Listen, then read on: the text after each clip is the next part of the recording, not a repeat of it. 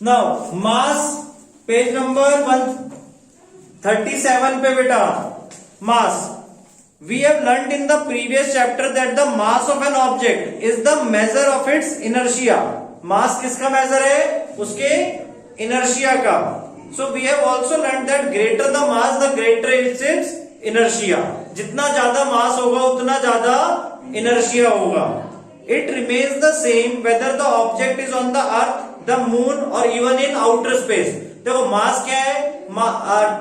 Total contained, हमारे अंदर जितना टोटल मास है उसको हम मास बोलते हैं. Clear?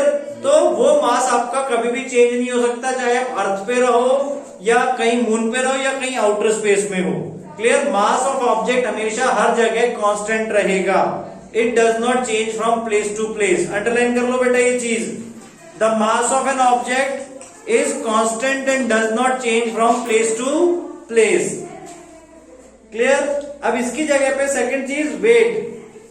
Now we know that the earth attracts every object with a certain force and this force depends on the mass of the object and acceleration due to gravity. आपकी जो अर्थ है वो हर object के ऊपर क्या लगा रही है? फोर्स अप्लाई कर रही है जो उसे नीचे खींच रही है. ठीक है? Towards earth. ठीक है? तो वो फोर्स किसके इक्वल होती है? Mass into acceleration due to gravity, जो कि हमने अभी लास्ट टॉपिक में पढ़ा था. क्लियर? सो फोर्स वहां पे कितनी हो गई आपकी? mg. क्लियर? और इतनी फोर्स फिर क्या करेगा? ऑब्जेक्ट भी लगाएगा. यही फोर्स आपकी क्या बनती है? Weight of an object. हाँ एक मिनट. हाँ, जो फोर्स हमारा अर्थ अप्लाई कर रही है, फोर्स ऑफ अट्रैक्शन, वही हमारा क्या हो जाएगा? Weight of the object. Clear? जो फोर्स अर्थ अप्लाई कर रही है हमारे ऊपर, ऑब्जेक्ट के ऊपर, वही उस ऑब्जेक्ट का क्या हो जाएगा? वेट. तो यहाँ पे लाइन पढ़ो ध्यान से. The weight of an object is the force with which it is attracted towards the earth. That is we know that F equals to m into a. और एक्सेलरेशन यहाँ पर हमारी क्या हो गई? Acceleration due to gravity. Clear? Due to gravity मतलब gravitational force of earth, जिसके बारे में हम पहले पढ़ चुके हैं. So F equals to mg बन गया आपका. सो वेट का फॉर्मूला हो गया आपका mg, जहां पे m क्या है? मास ऑफ ऑब्जेक्ट, और g क्या है? Acceleration due to gravity. Now as the weight of an object is the force with which it is attracted towards the earth, the SI unit of weight is same as that of force. Clear? अब weight क्या है? जो force थी, तो wait की SI unit भी वही होगी जो फोर्स की थी. फोर्स की SI यूनिट क्या थी आपकी? न्यूटन. तो वेट की SI यूनिट क्या हो जाएगी? न्यूटन. क्लियर बेटा? वेट की SI यूनिट आपकी newton. Now the weight is a force acting vertically downward. Weight की डायरेक्शन क्या होगी? जो फोर्स की डायरेक्शन है अर्थ की, that is downward. Clear? Weight की direction downward. It has both magnitude and direction. क्योंकि वेट क्या है? Weight is a attraction force of earth. Clear?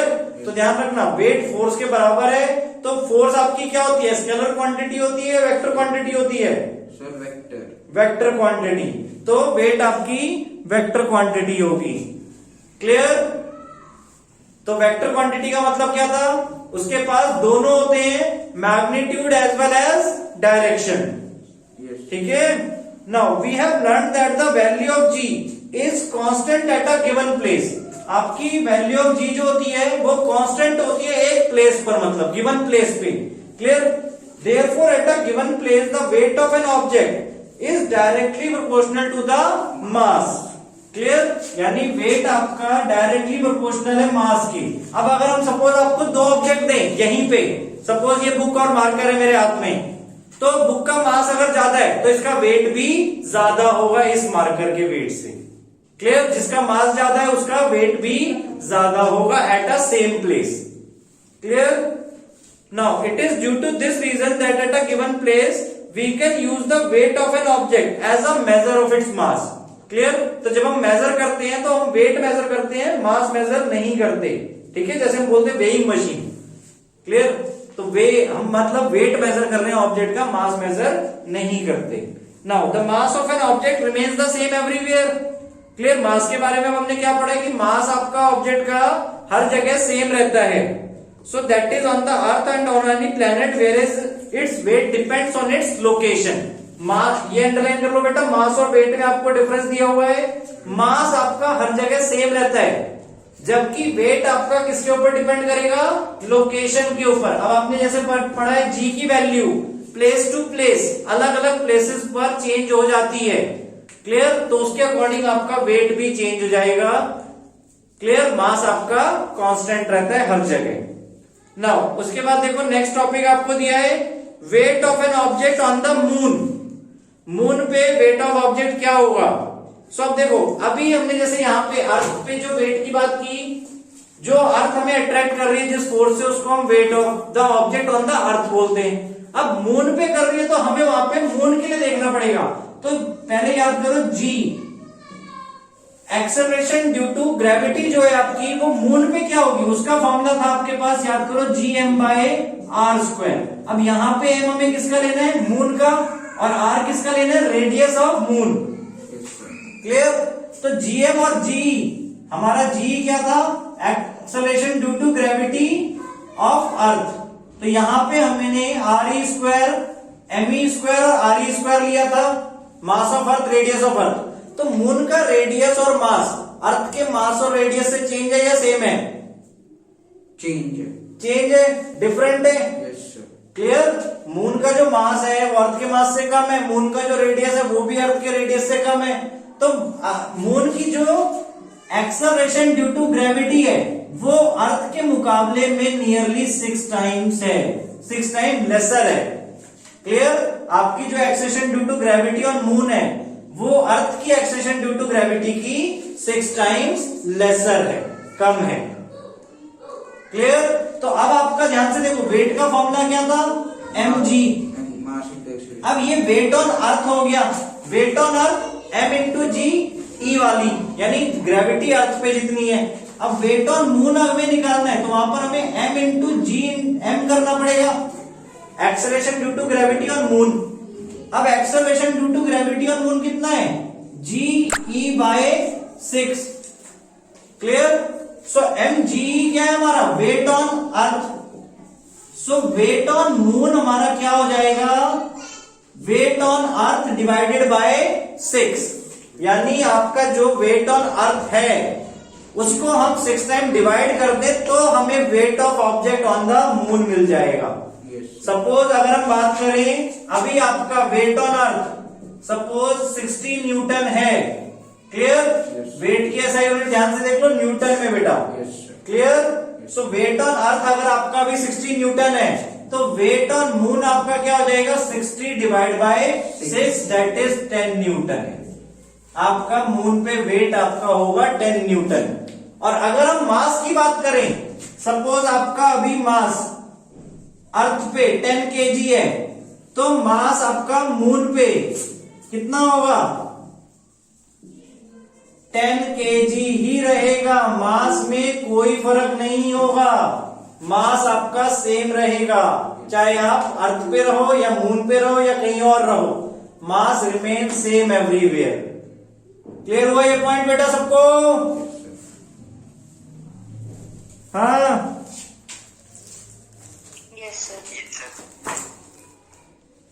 ना। उसके बाद देखो बेटा नेक्स्ट पेज पे ये सारी चीज आपको देखो यहाँ पे कैलकुलेशन में शो की हुई है, सबकी वैल्यूज देके। नाउ एग्जांपल 10.4 नेक्स्ट पेज पे, mass of an object is 10 kg, what is the weight on the earth? Clear? Mass हमें कितना गिवन है? 10 kg। क्लियर? मास हमें गिवन है 10 kg, हमें क्या निकालना है? वेट। सो वेट का फॉर्मूला m इंटू जी, m कितना है? 10, और g हमारा अर्थ का लेना है, दैट इज 9.8 मीटर पर सेकेंड स्क्वायर। सो कितना आ जाएगा मल्टीप्लाई करके? 98 न्यूटन। ऐसा यूनिट आपकी न्यूटन। क्लियर? तो एग्जांपल 10.4 का आंसर आपका कितना आ जाएगा? 98 Newton. Clear? Now example 10.5, an object weighs 10 Newton when measured on the surface of the earth।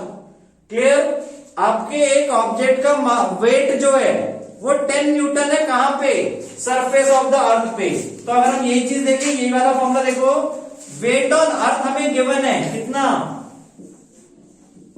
10 Newton. अब हमें क्या पूछा है, what would be its weight when measured on the surface of the moon, यानी wait on moon हमें निकालना है। तो उसका फॉर्मूला हमने यहां पे बनाया था, weight on moon equals to weight of object on earth divided by 6, यानी WE बाय 6। तो 10/6 हमने कर दिया, 2 से कट किया, 5/3 यानी कि 1.67 newton. So weight of object on moon आ जाएगा आपके पास 1.67 न्यूटन। क्लियर? आगे दोनों एग्जांपल समझ में बेटा, 10.4, 10.5 करके भेजो मुझे फटाफट। हाँ बेटा, उसके बाद क्वेश्चन देखो पेज 138 पे, what are the difference between the mass of an object and its weight. तो यहाँ पे पहले आपको क्या करना है, मास और वेट में क्या डिफरेंस है। मास आपका क्या है, मेजर ऑफ इट्स इनर्शिया। मास क्या है आपका, मेजर ऑफ इट्स इनर्शिया, ठीक है। और वेट क्या है, फोर्स अट्रैक्टेड बाय अर्थ, ठीक है, यानी जितनी फोर्स से अर्थ उसे अट्रैक्ट कर रहा है। सेकंड, एसआई यूनिट क्या है इसकी, किलोग्राम, केजी, ठीक है। और वेट की एसआई यूनिट न्यूटन। और कोई difference, mass is equal to volume into density. नहीं, वो कोई फॉर्मूला नहीं हुआ, ठीक है। ये 2 पॉइंट्स आप लिख सकते हो स्पेशली। और फर्दर मास आपका सिंपली इनर्शिया हमने बता दिया, कोई और स्केलर क्वांटिटी, हाँ ये आपकी स्केलर क्वांटिटी है, ठीक है। मास आपका हमेशा स्केलर क्वांटिटी होता है। और वेट आपका क्या है, फोर्स है, तो फोर्स को क्या क्वांटिटी होती है, vector quantity. So it is a vector quantity. Clear? तो ये आपके 3 मेजर डिफरेंसेस हैं मास और वेट के। क्लियर? ना उसके बाद क्वेश्चन 2 में बेटा, why is the weight of an object on the moon 1/6 its weight on the अर्थ। तो ये हमने पहले भी डिस्कस किया है। हमें क्वेश्चन में पूछा है कि आपका वेट ऑन मून 1/6 क्यों होता है weight of object on the earth के। क्यों? Because gravity, acceleration due to gravity on moon जो होती है वो 1/6 होती है acceleration due to gravity on earth के। इसलिए मास तो हमारा कांस्टेंट रहता है, ठीक है, but acceleration due to gravity जो है वो 1/6 होती है मून पे acceleration due to gravity on earth के बेसिस पे। क्लियर? तो इसलिए वहां पर हमारा वेट क्या हो जाता है, 1/6। क्लियर? इसका हमने अभी लास्ट वाले में डेरिवेशन भी किया था, ध्यान से देख लो। चलो दोबारा, वेट ऑन अर्थ क्या हो गया, m इंटू जी इंटू ई। क्लियर? अब वेट ऑन मून हमें निकालना है, तो वो हो जाएगा m इंटू जी एम, और जी एम हमने बोला 1/6 जी है, यानी 1/6 जी। सो एम जी आपका क्या हो गया, वेट ऑन अर्थ।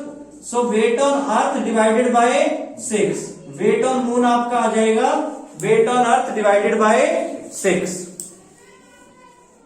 क्लियर?